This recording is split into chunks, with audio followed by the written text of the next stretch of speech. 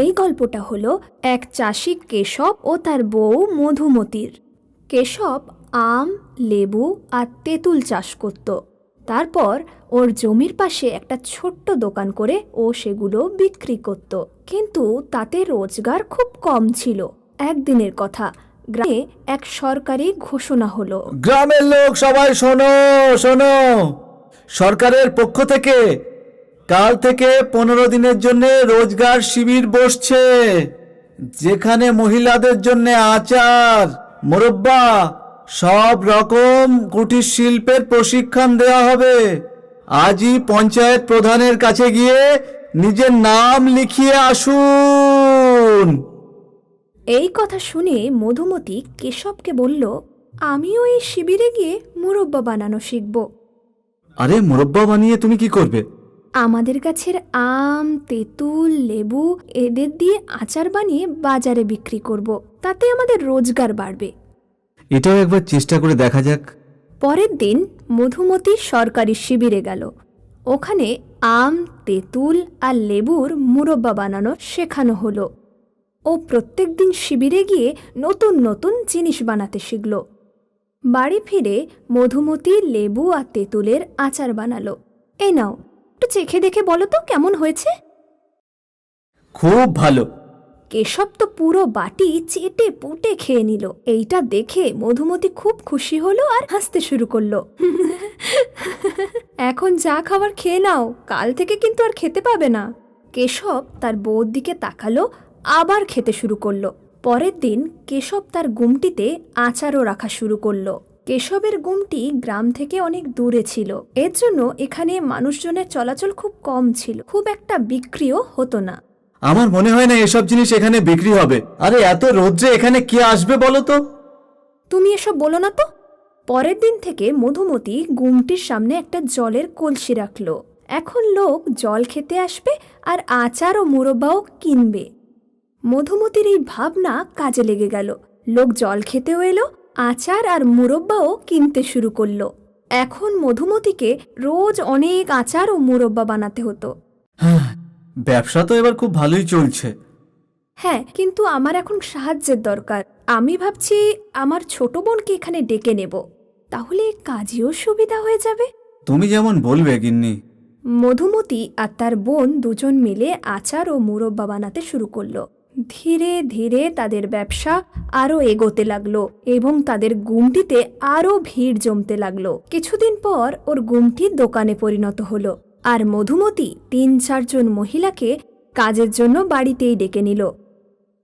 মধুমতি আর কেশবের পরিশ্রমে তারা 1 বছরের মধ্যে একটা গোডাউন কিনে নিল আর সেখানে একটা আচার ফ্যাক্টরি গড়ে তুলল। এখন মধুমতি নিজেই অন্য মহিলাদের ট্রেনিং দিতে শুরু করলো আর তাদের পারিশ্রমিকও দিতে শুরু করলো। মধুমতি পাঁপড় বানানোও শুরু করলো। এখন তাদের আচারের ফ্যাক্টরি থেকে শহরের দোকানে আচার, পাঁপড় আর মুরব্বারও সাপ্লাই হতো। কেশব আর মধুমতি খুব খুশি ছিল, কারণ তাদের ব্যবসা খুব বাড়ছিল। তারপর একদিন তাদের খুশির কোনো সীমানা ছিল না, যেদিন একটা বড় কোম্পানির অফিসার তাদের কাছে এলো। আপনাদের মোরব্বা আর আচার খুব সুস্বাদু। ধন্যবাদ। আমরা এক্সপোর্টের ব্যবসা করি, আর দেশি আচার, মোরব্বা, চাটনি, পাঁপড় এগুলো বিদেশে খুব চলে। আমরা চাইছিলাম যে আপনি আমাদের সঙ্গে বিদেশের জন্য ব্যবসা শুরু করুন। বিদেশে? হ্যাঁ, আর এই জন্য আমরা আপনাদের সঙ্গে কন্ট্রাক্ট সাইন করতে চাই। মধুমতি আর কেশব অনেক বড় একটা কন্ট্রাক্ট পেল, যাতে ওদের ভাগ্য খুলে গেল। শুরুতে ওদের একটা ফ্যাক্টরি ছিল, এখন প্রতি রাজ্যে একটা করে ফ্যাক্টরি আছে ওদের। প্রত্যেক শহরে ওদের প্রোডাক্ট বিক্রি হতো। এখন কেশব আর মধুমতির একটা বড় ফ্যাক্টরি তৈরি হলো, শ্রী কৃষ্ণ ফুডস। এই কোম্পানির চর্চা শুধু ভারতবর্ষেই নয়, সারা বিদেশেও ছড়িয়ে পড়ল।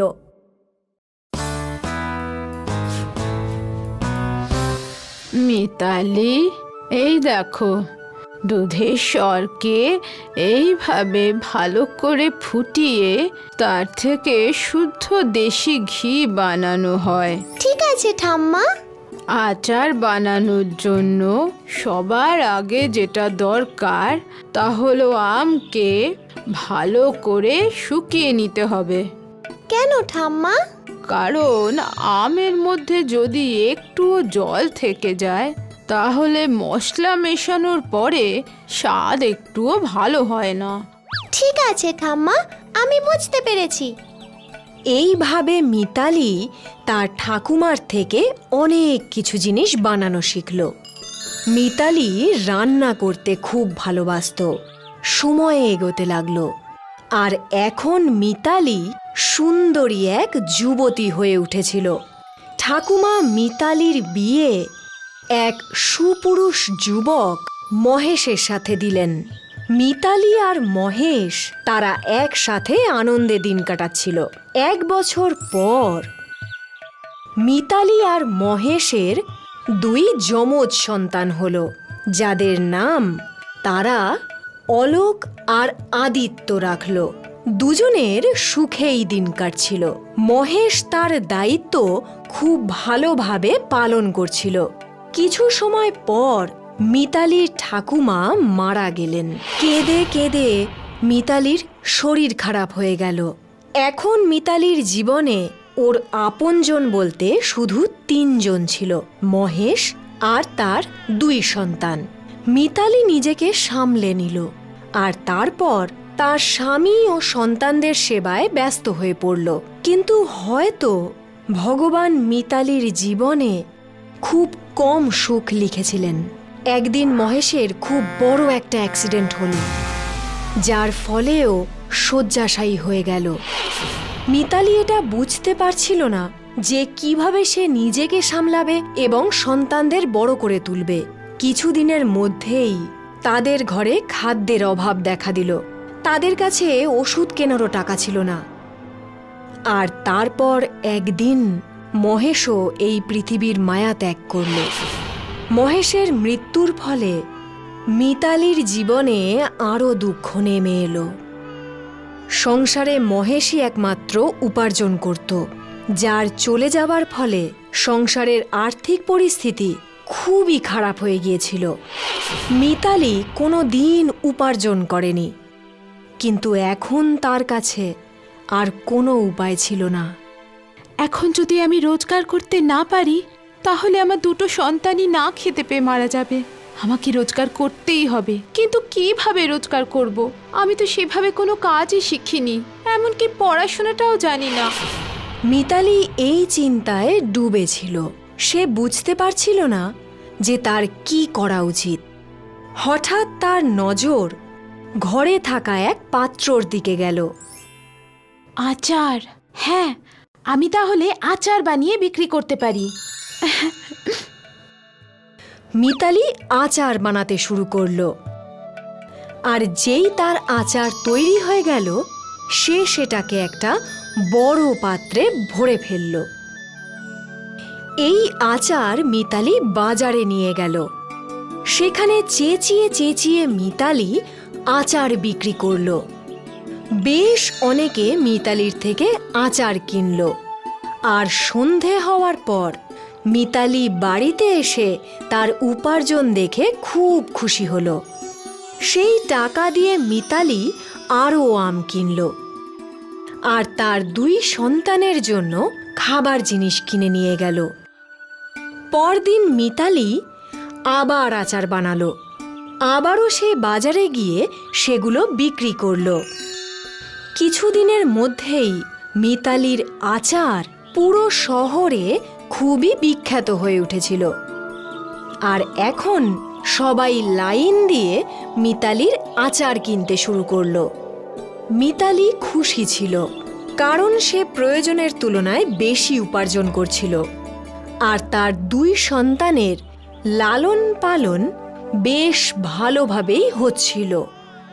কয়েক বছরের মধ্যেই মিতালির 2 ছেলে বড় হয়ে গেল, আর এখন তারা দুজনেই এক ভালো স্কুলে লেখাপড়া করছিল। মিতালি আচার বানিয়ে বানিয়ে একটা বেশ বড় বাড়ি বানিয়ে ফেলল। আর এখন মিতালি বাজারে একটা বড় দোকানও কিনে ফেলেছিল। এখন সে আচারের সাথে সাথে অন্য আরও অনেক কিছু বিক্রি করছিল। মিতালি তার সাহায্যের জন্য আরও অনেককে কাজে নিযুক্ত করল। এর ফলে গ্রামের অনেক গরিব মহিলা কাজও পেয়ে গেল আর তাদের জীবন সুখে শান্তিতে ভরে উঠল। যত দিন যাচ্ছিল মিতালির রোজগার ততই বাড়ছিল। মিতালি তার ব্যবসা বাড়ানোর জন্য নতুন প্রযুক্তির সাহায্য নিল। তার সেই ছোট্ট ব্যবসা এখন বিশাল এক ফ্যাক্টরি হয়ে উঠেছিল, আর বাজারের তার সেই ছোট্ট দোকানটা বিশাল বড় এক কোম্পানি হয়ে উঠেছিল। মিতালি এক অশিক্ষিত গরিব বিধবা থেকে এখন এক বিশাল বড় কোম্পানির কর্ত্রী হয়ে উঠেছিল। আর এখন যখন রিপোর্টার তাকে জিজ্ঞেস করলেন, আচার বানিয়ে আপনি এত বড় একটা কোম্পানি তৈরি করলেন, ম্যাডাম, আপনি কি এটা আমাদের বলবেন? এর পেছনে আপনার প্রেরণা কি ছিল? প্রয়োজন? যদি আমার রোজগার করার প্রয়োজন না থাকতো তাহলে আমি আচারও বানাতাম না আর এত বড় ব্যবসাটাও হতো না। মিতালি ম্যাডাম, আপনার এই সাহসিকতার জন্য আপনাকে কুর্নিশ, আর আমার শুভেচ্ছা রইল যাতে আপনার এই ব্যবসা খুবই দ্রুত আন্তর্জাতিক ব্যবসার রূপ নিতে পারে। তাহলে ম্যাডাম, আপনার এই জীবনের গল্প থেকে আমরা এই শিক্ষা পাই যে জীবনে সফল হতে গেলে সব সময় কঠোর পরিশ্রম করা প্রয়োজন। গোপাল নৌকো চালাতো। তার কাছে একটা বড় নৌকো ছিল, যেটা দিয়ে সে নিজের গ্রামের লোকেদেরকে নদী পার করানোর কাজ করত। নদী গ্রামকে শহর দিকে জুড়ত, সেই জন্যে রোজ গ্রামের অনেক লোকেরা নৌকো দিয়ে নদী পার করত। এসো রুদ্রপুর, রুদ্রপুর, রুদ্রপুর, 50 টাকায় যাত্রী, হালকা হোক বা ভারী। দাদা, আমাকে রুদ্রপুর ছেড়ে দেবে, কিন্তু আমার ওজন খুব বেশি। তোমার নৌকো কি আমাকে নদী পার করিয়ে দেবে? আরে আমি তোমার থেকেও বেশি ভারী লোককে নদী পার করিয়ে দিয়েছি। হ্যাঁ, তুমি একেবারে নিশ্চিন্ত হয়ে নৌকোয় বসে পড়ো। হ্যাঁ। গোপাল দাস শহর থেকে নিজের গ্রামের জন্যেও প্রয়োজনের জিনিস কিনে আনতো, আর নদী থেকে মাছও ধরে বাড়িতে নিয়ে আসতো। গোপাল দাসের বাড়িতে তার মা, স্ত্রী, মেয়ে আর ছেলে ছিল। মা, বাবা চলে এসেছে।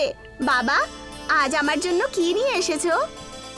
আজকে আমি তোমার জন্য ফুচকা নিয়ে এসেছি। এইসব ফালতু জিনিসপত্র নিয়ে এসেছো? কোনো সবজি নিয়ে এসেছো কি? আরে সবজি তো আনিনি, কিন্তু টাটকা টাটকা মাছ এনেছি। মাছগুলো ভালো করে ধোয়ার পরে জমিয়ে রান্না করো। আচ্ছা, মা কোথায় গেল? আর বলো, তোমার মা কোথায় গেছে?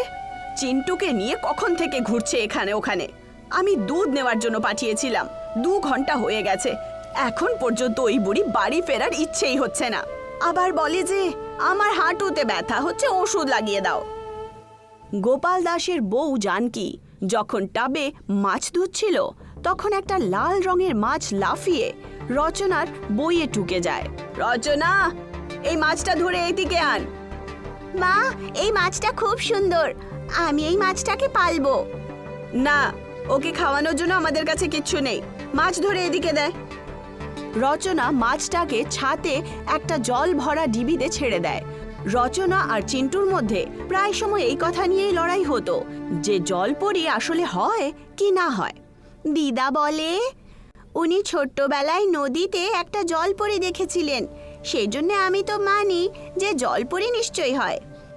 একদিন রচনা যখন মাছ দেখতে যায়, তখন সে দেখতে পায় যে ডিবিতে লাল মাছ মরে গেছে আর জলে একটা ছোট্ট জলপরি রয়েছে।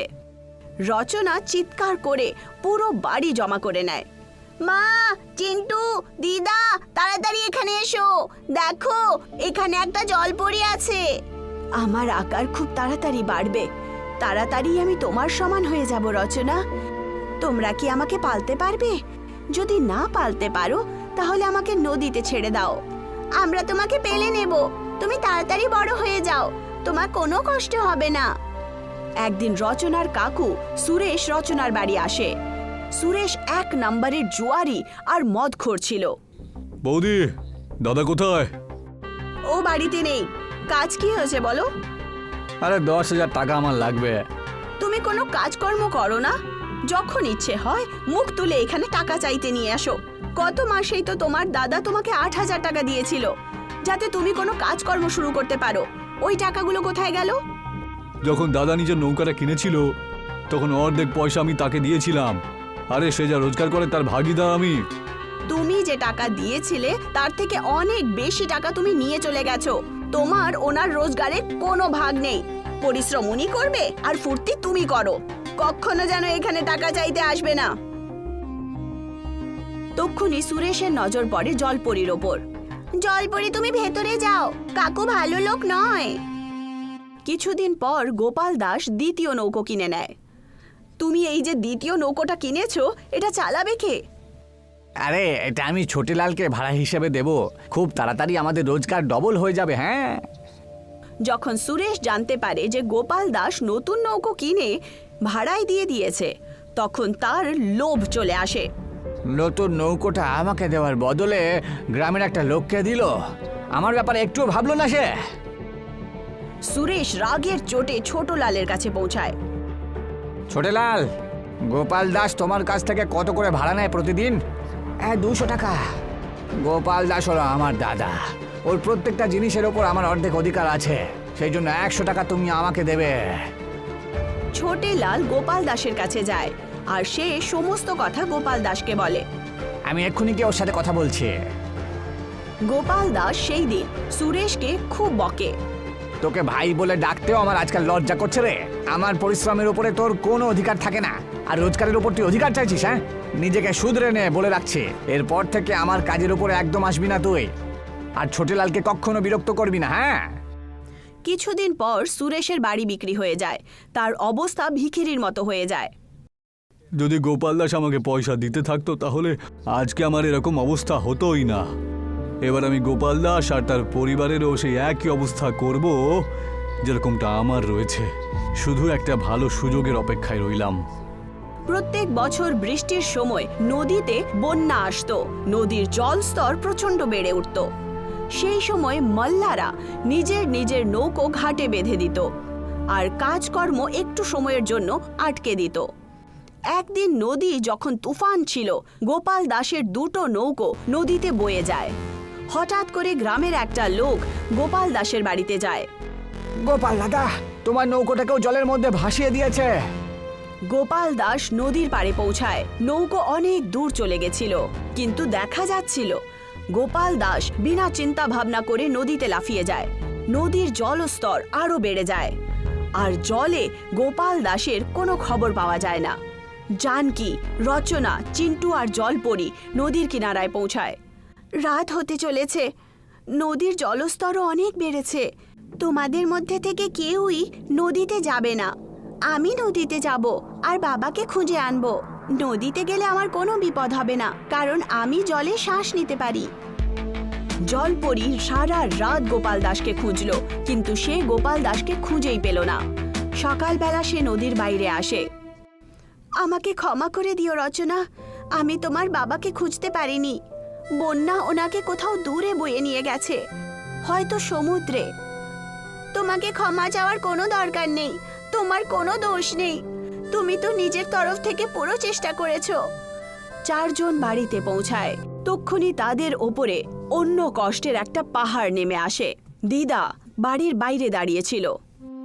মা, তুমি বৃষ্টিতে বাড়ির বাইরে কেন দাঁড়িয়ে আছো? সুরেশ এখন আমাদের বাড়িতে কবজা করে নিয়েছে। সুরেশ, এক্ষুনি বাড়ির বাইরে বেরো। এই বাড়িটা হলো আমার দাদার, সেই জন্য এই বাড়ির ওপরে আমার পুরো অধিকার আছে। আপনি যদি মানিয়ে নিতে পারেন তাহলে এখানে থাকতে পারেন, না হলে অন্য কোথাও গিয়ে ব্যবস্থা করুন। আর এমনিতে ওই জলপরীকে আমার খুব ভালো লেগেছে। যদি তুই এক্ষুনি এখান থেকে না যাস তাহলে আমি পুলিশের কাছে যাব। হ্যাঁ হ্যাঁ, যাও যাও, কে বারণ করেছে? হ্যাঁ, গ্রামের স্থানীয় পুলিশ ঘুষখোর ছিলেন। দারোগা সাহেব, আমার দেওর বাড়িতে কবজা করে ফেলেছে, ওকে বাড়ির বাইরে বার করুন। আরে এত চিন্তিত হচ্ছ কেন জানকী?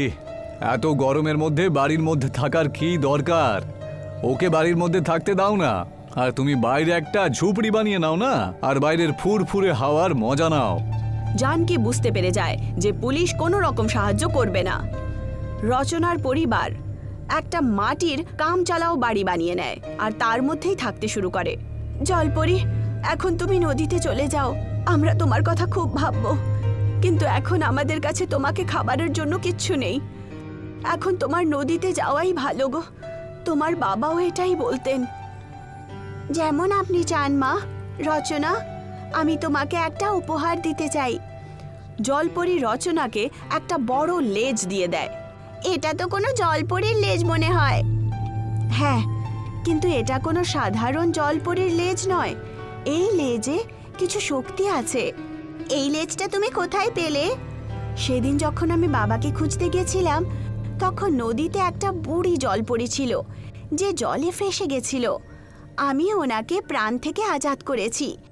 ওই আমাকে এই লেজটা উপহার দিয়েছেন। তুমি এটা পরে দেখো। রচনা লেজটা পরে নদীতে লাফিয়ে পড়ে। ও নদীর ভেতরে শ্বাসও নিতে পারত। এটা তো খুব ভালো হলো। আমি তো তোমার থেকেও ভালো সাঁতার কাটছি। হ্যাঁ, এই লেজটা জাদুই। এখন আমি আসছি রজনী। তুমি নিজের পরিবারের খেয়াল রেখো। আমি তোমার সঙ্গে সবসময় দেখা করতে আসব। জাদুই লেজ পরে রচনার মাথায় একটা আইডিয়া আসে। আমি গ্রামের লোকেদেরকে নিজের পিঠে বসিয়ে নদী পার করাই।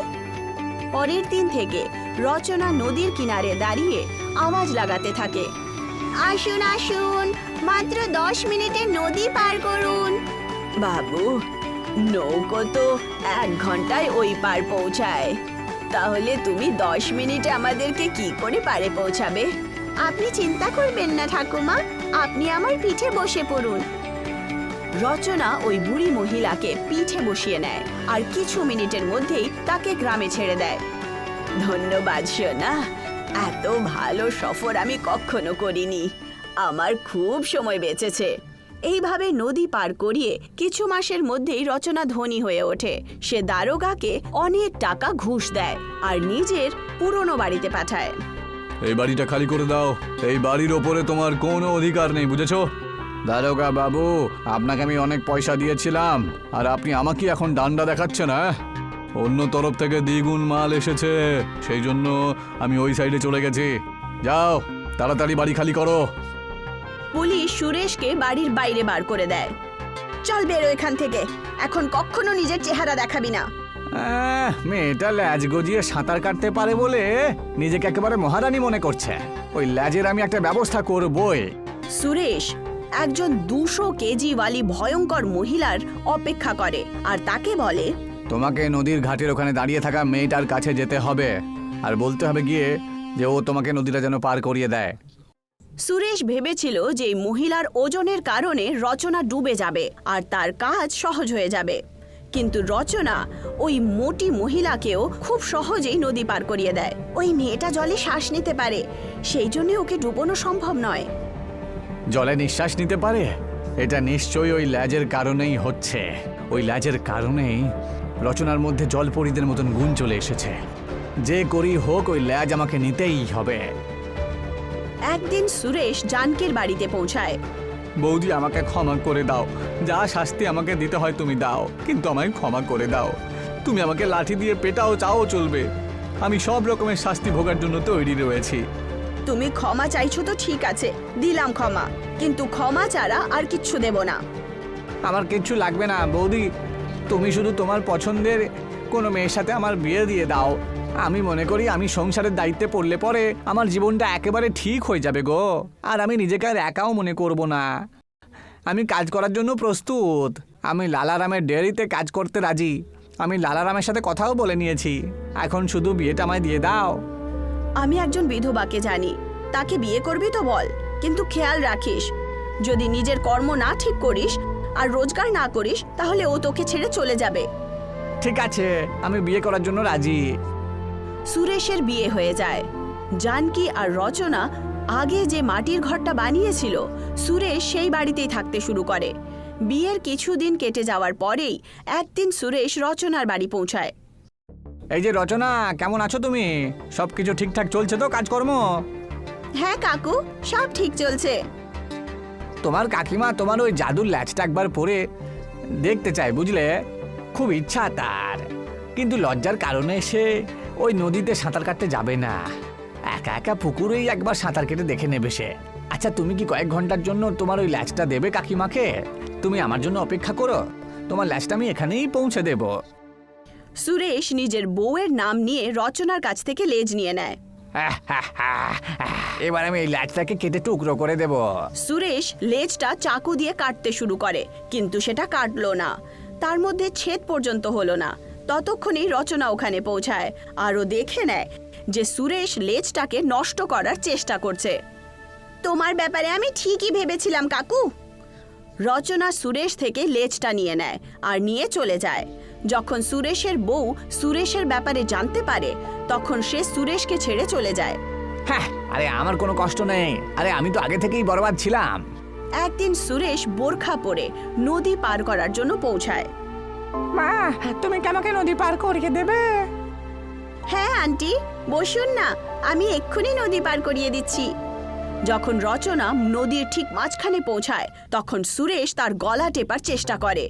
রচনা খুব কষ্ট পায়, কিন্তু তক্ষুনি ওখানে জলপরি চলে আসে আর সে সুরেশকে রচনার পিঠের ওপর থেকে ধাক্কা দিয়ে নদীতে ফেলে দেয়।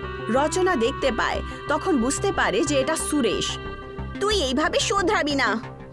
রচনা আর জলপরি সুরেশকে একটা খালি দ্বীপে ছেড়ে দিয়ে আসে। আমাকে এখানে ছেড়ে যেও না, আমাকে বাইরে বের করো, আমি আর কারুর কোনো ক্ষতি করার চেষ্টা করব না গো। রচনা আর জলপরি সুরেশের কোনো কথা শোনে না। ওরা ওকে ছেড়ে গ্রামে চলে আসে।